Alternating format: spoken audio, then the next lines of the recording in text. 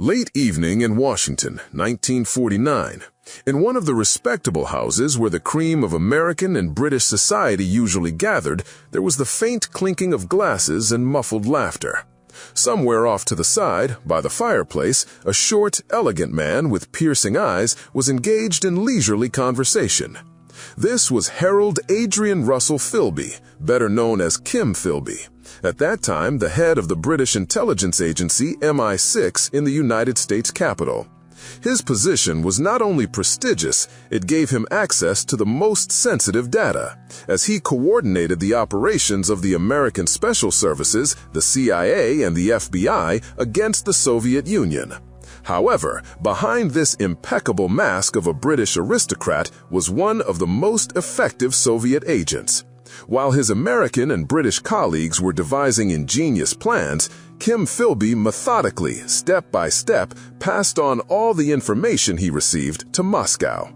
Every report, every operation, every scrap of information intended to fight the USSR immediately ended up on the desks of Soviet intelligence officers.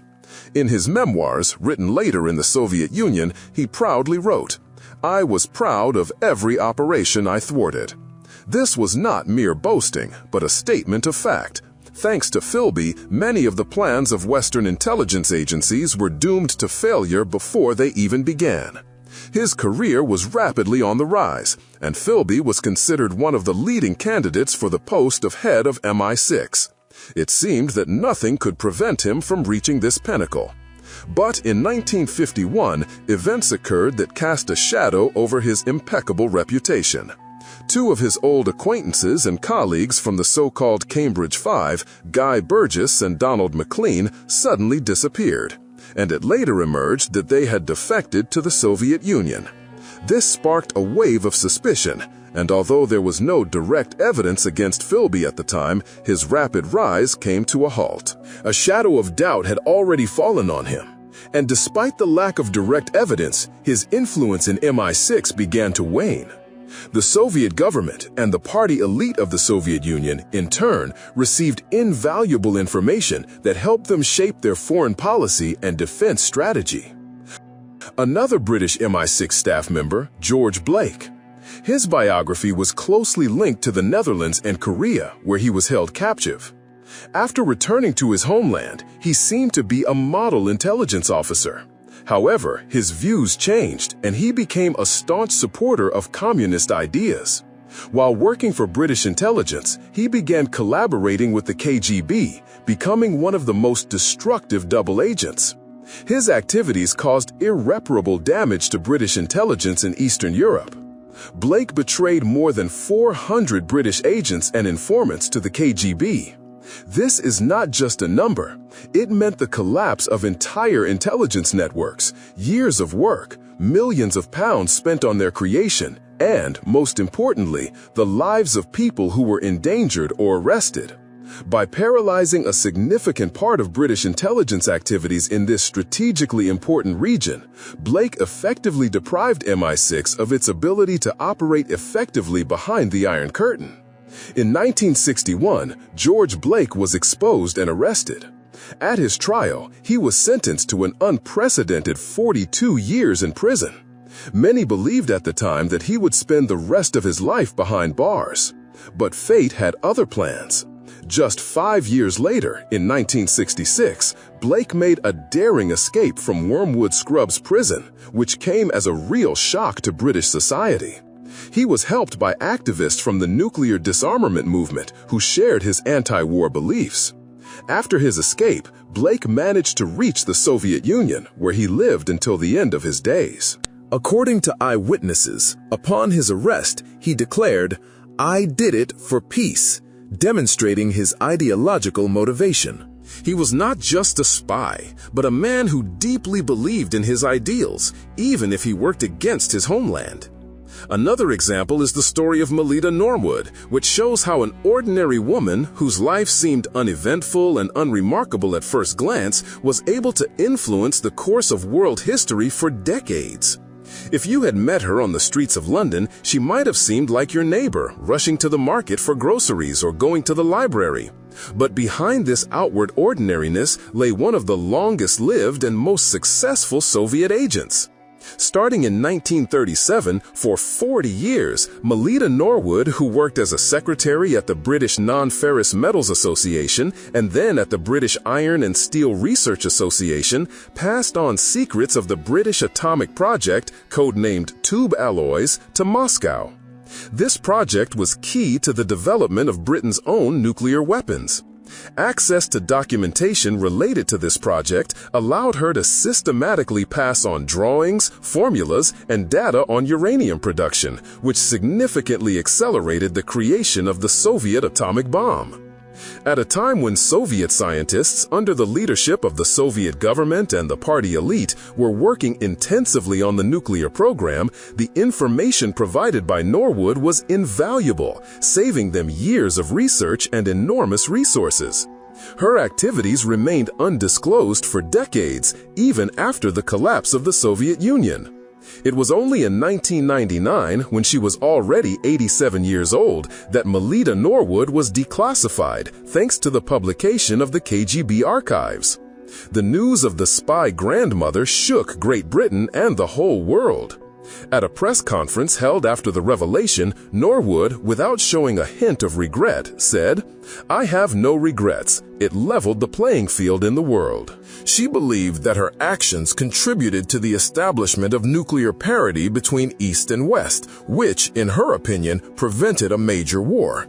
The British authorities, faced with Melita Norwood's advanced age and state of health, ultimately decided not to prosecute her, recognizing that a trial of such an elderly woman would be inappropriate. These stories, which seem incredible, remind us that real history is often much more complex and confusing than any fiction. They show how ideology, beliefs, and personal motives can intertwine with high politics, changing the course of events. The story of Anthony Blunt, spy in the royal chambers. Blunt was an outstanding art historian who held the prestigious position of curator of the Queen's paintings.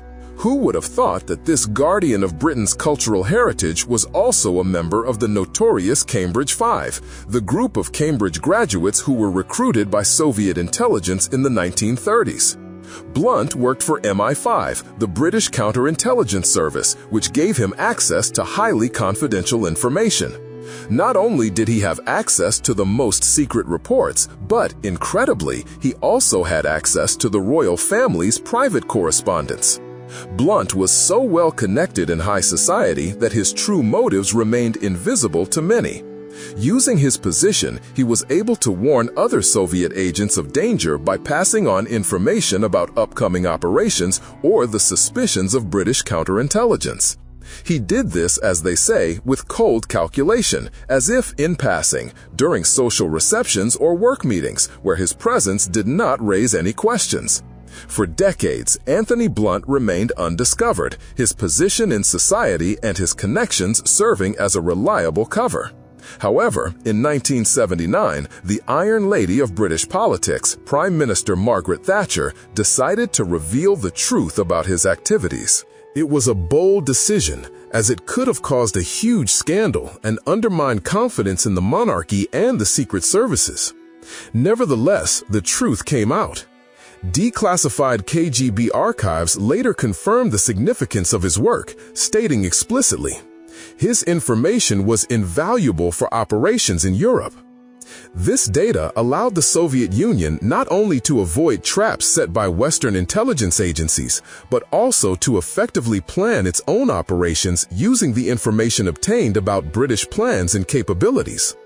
Now let's move to a completely different setting, the inconspicuous but vitally important center at Bletchley Park, located in the English countryside. During World War II, work was in full swing here under the strictest secrecy. Britain's best minds, including mathematicians, linguists, and cryptographers, worked to crack Nazi Germany's most complex codes, including the famous Enigma. The information obtained at Bletchley Park was so valuable that it was called intelligence gold. It allowed the Allies to read the correspondence of the German command and learn about the enemy's plans, movements, and intentions. It was here, where every sound and every word was strictly controlled, that another member of the Cambridge Five, John Cairncross, worked. He was a brilliant intellectual who had access to the most sensitive data obtained from broken German codes. Cairncross systematically passed on information about German operations obtained from decrypted messages to the Soviet Union.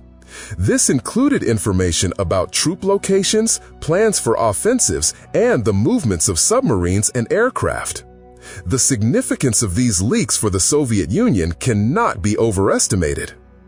At a time when the Red Army was fighting fierce battles on the Eastern Front, information from Cairncross allowed the Soviet government and party elite to anticipate the enemy's actions and adjust their defensive and offensive operations. Declassified KGB reports directly referred to him as a key link in the intelligence war, emphasizing his critical role. Renowned historian Christopher Andrew, a specialist in the history of intelligence, wrote that his leaks changed the course of the war. This is no exaggeration. They gave the Soviet Union a strategic advantage that could have cost thousands of lives and influenced the outcome of entire battles. These stories, filled with hidden motives and double lives, make us think about the nature of loyalty and betrayal. They show that even the most reliable walls can have invisible cracks, and that trust at the highest level is sometimes just an illusion. People such as Philby, Blunt, Cairncross, Burgess, and McLean, members of the famous Cambridge Five, as well as George Blake and Melita Norwood, were not random figures. Their recruitment and many years of work were made possible by a combination of several factors. Firstly, there was a deep ideological conviction that had taken root in many of them as early as the 1930s, during the Great Depression and the rise of the fascist threat. At that time, against a backdrop of economic turmoil and political instability, the ideas of communism seemed to some intellectuals and young idealists to be the only alternative capable of bringing justice to the world. They sincerely believed in the mission of the Soviet Union, seeing it as a bastion of the struggle against evil, whether it was Nazism or later the capitalist world order. Soviet intelligence demonstrated remarkable patience and strategic thinking. It did not simply recruit agents, but nurtured them for years, allowing them to climb the career ladder and take on increasingly senior and responsible positions. The consequences of such deep infiltration proved devastating for British intelligence. Each exposure caused waves of paranoia, forcing large-scale internal investigations that undermined trust between employees. It was not just a loss of secrets. It was a blow to the very foundation of the organization, to its morale and ability to function. The damage caused by these agents was measured not only in the number of documents passed on, but also in decades of lost trust and the need to rebuild the entire security system to avoid a repeat of such disasters. In a sense, British intelligence had to relearn how to trust its own ranks, and this process was long and painful.